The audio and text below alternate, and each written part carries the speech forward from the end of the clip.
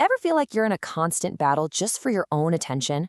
Well, today we're digging into a book that explains exactly why that is, and it offers a pretty radical solution.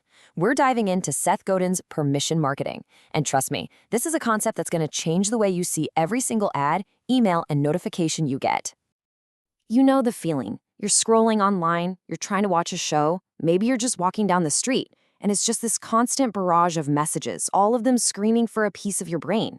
If you've ever felt that, you're definitely not alone. In fact, that exact feeling is why the old way of marketing is completely broken. And this feeling of being totally overwhelmed, it isn't just a you problem. It's a full-blown crisis for the entire marketing industry. See, for decades, the playbook was pretty simple. If you want more attention, you just spend more money. Louder ads, more commercials. But we've hit a wall. That strategy, it just doesn't work anymore.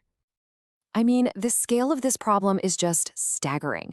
We're not talking about a few dozen ads a day. We're talking about thousands, every single day. This creates what Godin calls an attention crisis. There's just way too much noise, and our brains, well, they literally can't keep up. So what's causing all this noise? It actually has a name: interruption marketing.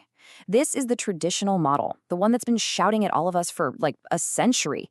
Its entire strategy is to hijack whatever you're doing, your favorite show, an article you're reading, to force its message in front of you. It's advertising that steals your attention instead of earning it. And the results of all this shouting? Well, we've all learned to ignore it. As consumers, we have become absolute masters of tuning out interruptions. We mute the commercials, we close the pop-up ads without even thinking. The more marketers have shouted, the better we've gotten at basically putting our fingers in our ears. The old model is just obsolete. Okay, so if shouting at people doesn't work anymore, what's the alternative? This is where permission marketing just flips the entire script. It's a complete paradigm shift, and it's built on a really simple but profound idea. The best marketing is something people actually want to get. Think of it this way. Interruption marketing is like a total stranger yelling your name in a crowded street. It's jarring, it's impersonal, and you're probably going to try to ignore it. Permission marketing, on the other hand, is like a friend sending you a text about something they know you'll love.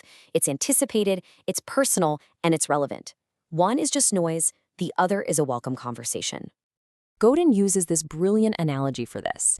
It's like dating your customer. I mean, you wouldn't walk up to a complete stranger and propose marriage on the spot, right? Of course not, but that's exactly what interruption marketing does all the time. The permission approach is about building a relationship one step at a time. You offer a small incentive, a free guide, a discount, to earn that first yes, that first date. Then you slowly build trust over time, turning that stranger into a friend, and then, eventually, into a loyal customer. And this whole relationship building thing, it's not just some fuzzy concept. It's a real strategic process.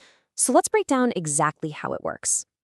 Now, a huge piece of this puzzle is frequency. With the old model, frequency is super expensive and, let's be honest, incredibly annoying. Just think of seeing the same car commercial 10 times in one night. But with permission, frequency becomes your superpower. Because a consumer has actually opted in, you can communicate with them often at a very low cost, and that builds the familiarity and trust that is absolutely essential to making a sale down the road. So you're basically guiding them on a very specific journey. You start with a stranger. By earning their permission, you turn them into a friend who's actually willing to listen. Consistent, valuable communication then turns that friend into a customer, and eventually into a loyal advocate for your brand. It's a ladder of trust, and you're helping them climb each rung. Okay, this all sounds great in theory, but where do we actually see it happening? The truth is, once you know what to look for, you'll see this powerful strategy absolutely everywhere. Let's take a classic comparison. A generic car ad on TV is peak interruption. It's a one-way message just shouting at millions of people, hoping a tiny, tiny fraction are even listening. Now think about Amazon. They don't just blast you with random products. Nope. They use your purchase history, your implied permission, to offer relevant suggestions. That's why you might actually open their emails. They feel personal and genuinely useful. And the winning examples are all around us.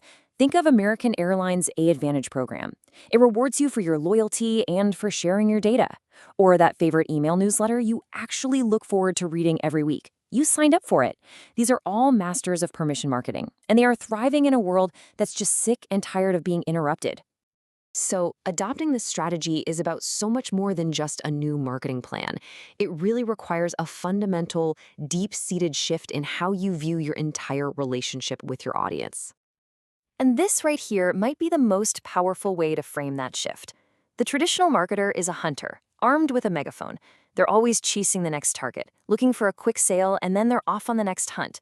The permission marketer, though, is a farmer. They patiently cultivate their land, their audience, by planting seeds of trust and value. They know that nurturing these relationships over time is going to yield a far more sustainable and abundant harvest than any single hunt ever could. It's a huge shift from conquest to cultivation. And that farmer-customer relationship, it's governed by a few unbreakable rules. First, permission can't be bought or sold. It has to be earned from each individual. Second, it has to be selfish, meaning it's got to be about what the customer gets out of it, not just what you want to sell. It's a process, not a one-time thing. And crucially, the customer is always in charge. They can revoke their permission at any moment for any reason at all. So, as we wrap this up, I'll leave you with a question to think about. Which brands have your permission? Who do you actually look forward to hearing from? And more importantly, what did they do to earn that trust from you? The answers don't just reveal who's good at marketing, they reveal the future of how we connect in a world that is drowning in noise.